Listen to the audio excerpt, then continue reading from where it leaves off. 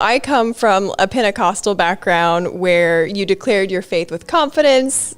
It was often looks pretty cocky, and there was lots of talk about being assured in your relationship with God. So when I heard you say in a different interview that, I don't know, you said, I don't know if God hears my prayers, but it's important that I say them. It just really struck me. It struck me as surprising, confusing, and really humble. So I was hoping you could explain what that means in terms of like your relationship with God and that sort of heavenly aspect of acceptance. Sure. I mean, I think first of all, Judaism is different than Christianity in that it's, what makes a Jew born to a Jewish mother, someone born to a Jewish mother. That's it. Really, that's the end of the story. Or conversion according to whatever sources you're following, right? But what that hasn't spoken to is belief, right? I don't have to make a declaration of belief. Now, Judaism is 3,500 to 5,000 years old. You can pretty much cull Pentecostal fervor in religious environments in Judaism. But by and large, many Jews you meet don't believe in God. Many Jews you meet don't have any religious practice whatsoever. There are film festival Jews, there are culinary Jews, there are Israeli Jews, there are Zionist Jews, there are there are religious Jews, there are really religious Jews. But what I loved about Judaism and what I loved was not so much that it was a place where I could have a relationship with God, but it was a place where I could struggle to have a relationship with God. And that's what I loved, that it was a group of people for me, and I keep seeking out those groups that come together, that are trying to be in relationship with God. And personally, as you said, many days it feels like my prayers are dribbling down the front of my shirt. You know what I mean? Like I should wear a bib when I pray, They're not going up to heaven. They're kind of like, So that's one aspect. And then there were, just countless examples of the struggle, be in that relationship. There's a great, there's a Hasidic rabbi from the late 1700s named Levi Yitzhak from Berdichev, the town of Berdichev in the Ukraine. And he is said to have said to the town atheist, the God that you don't believe in, I don't believe in either. And I love that. When someone comes to me and says, especially in like a recovery aspect, I hate God. I think God killed my little brother. I think God let my girlfriend overdose. I can honestly and full-heartedly say, the God that you don't believe in, I don't believe in either. That's not what I'm talking about. I'm talking about a source of strength, a source of power, a reassurance, a comfort, going through tough times, going through things, not knowing how I'm going to get through something. Certainly I deal and lean on my humans much more than I lean on, but I also lean on my God. When the fear starts running through my head at 3:00 in the morning, I breathe and I believe that there's a power that's neutral on that. Doesn't care if I'm married or if I'm divorced, if I have a job or I don't, if I'm a little fat or I'm a little skinny, if I'm pigeon-toed or I have hemorrhoids. It doesn't matter. God doesn't give a shit. Quite literally. You know what I mean? That's the power. I don't want to get into like, well, why would God do that for me and not do that for someone else? My head can't get around that power. Yeah. God's taking care of me and leaving, thousands of millions of people starving. I believe that's people. People choose, and I'll tell you one more thing and then I'll stop. And if you have one more question, that's great. My parents named me Christopher, which was the Christ bearer. Right. And when I was doing the first conversion, my rabbi said, even the Reform rabbi said, you'll need a Hebrew name. And I said, for when and for what? And he said, at least when you're in synagogue and when you're called to the Torah, it'll be by, a Jew is called, I'm Yisrael ben Avraham and Sarah. The Avraham and Sarah are Avraham and Sarah from the Bible. The convert, you're called by your name, son of your parents' name.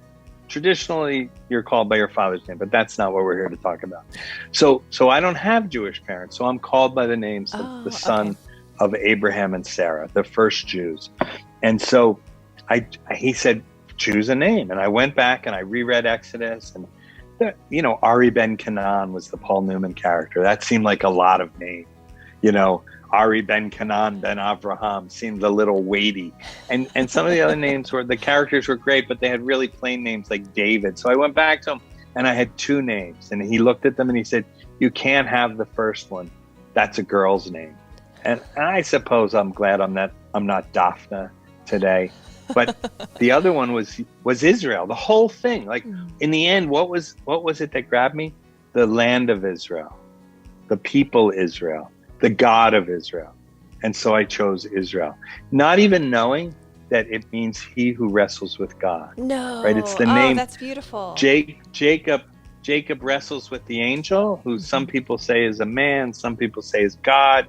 And at the end of the night of wrestling, the angel changes Jacob's name to Israel. And it means he who wrestles with God. And I didn't even know what that meant, but it's such a better name for me than bearer. I am not Christ. I'm not a bearer. I don't bear well, but I wrestle really well.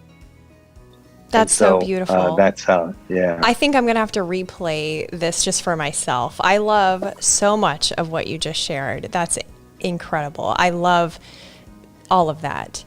And my last question is about relationship with people's relationship with each other. You said, I see God in my life in the connection between people, which of course, as somebody who loves anthropology and culture, I love that sentiment.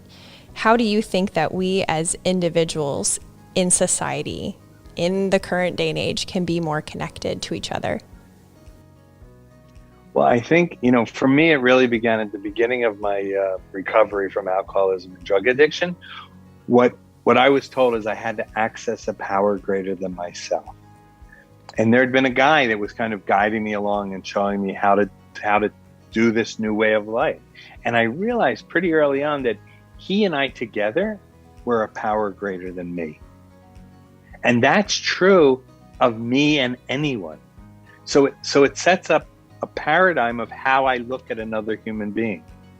If I'm open to the idea that me and you together are a power greater than myself, then it changes from a human relationship.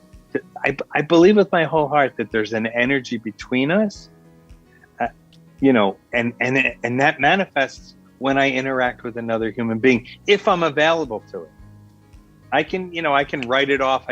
I can box you up and put you aside before you've even said hello. But if I'm open to the connection, then I really honestly believe with my heart that there's some energy there that's not there when we're not connected like that. And that was the beginning for me of this accessing a power greater than myself.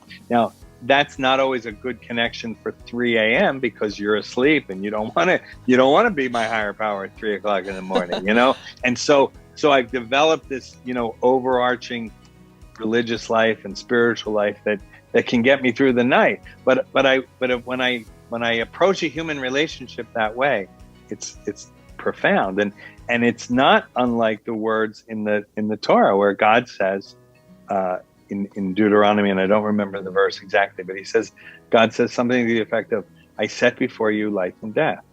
Choose life that you and your children may live." Like, that's how I explain away the horrible things that happen in the world. It's not fully, and it's not, people act badly. Mm-hmm. They don't choose life. They choose death.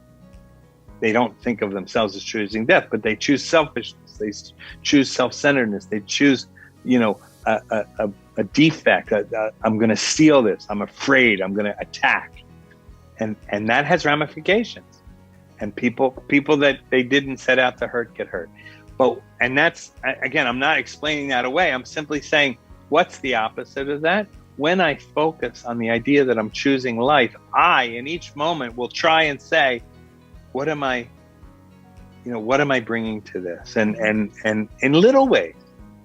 I decided many years ago that on Shabbat, I present as a very religious person. I'm not nearly as religious people think I'm way more religious and therefore closed-minded and right-wing and want to separate than I am. And I decided years and years ago that I was going to say hello to everyone on Shabbat. Now, traditionally on Shabbat, people that keep Shabbat look down on people that don't keep Shabbat. So if someone's running with their Walkman on, that's not permissible.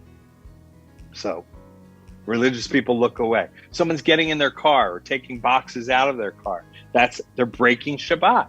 The Bible says if you see a stick gatherer, stone him to death, right? So I should stone this guy to death if I'm going to be biblical. Instead, I say hello. And people, my ex-wife used to say, you're going to get people, they're going to look at you, and then the next religious guy is going to spit on them, I'm not responsible for the next religious guy. Yeah. And then what happened to me, which was beautiful, was a friend of mine got sick. And he said, so when someone's sick, you ask their mother's name and you pray for them by their mother's name. Instead of you're called to the Torah by your father's name, you pray for someone when they're sick by their mother's name. So I'm Yisrael ben Sarah, if you were praying for me to have a full and complete recovery from something. So I went up to this guy, and he used to be religious and he's not anymore. And he said, I said, what's your mom's name? Because he had written an article that he had cancer. And he said, I don't want people to pray for me that way. I said, okay. And he said, you want to do something for me? I said, I do. He said, when you walk down the street, say hello to people and smile at them. And if they ask you why, and believe me, some people, simply saying hello to someone and smiling at them is cause for concern in many people. He said, tell them that your friend is sick and that this is what you're doing to help him heal. Oh, that's so and beautiful. So that filled in the rest of the week. Shabbat, I already had my reason because it was Shabbat. I was going to say hello to everyone I saw. And the rest of the week, I was going to say hello to everyone that I saw because Brian was, not feeling well, and we were hoping Brian would feel better. And thank God he has recovered and is in remission and doing well. But I still keep saying hello to people. That's beautiful, because you and me, we're stronger together. Yeah, we're connected. That's the beginning of that connection, right? If I don't look at you and I walk by you and I categorize you, I say, that person is poor, that person is homeless, that person is beautiful, that person is successful, that person is rich, that person is, then I've gotten rid of you. I've dehumanized you in a certain way. If I just say hello to you, it's amazing how many people are not expecting a complete stranger to say hello to them. And it's amazing their reaction. They stop and they smile and they say hi.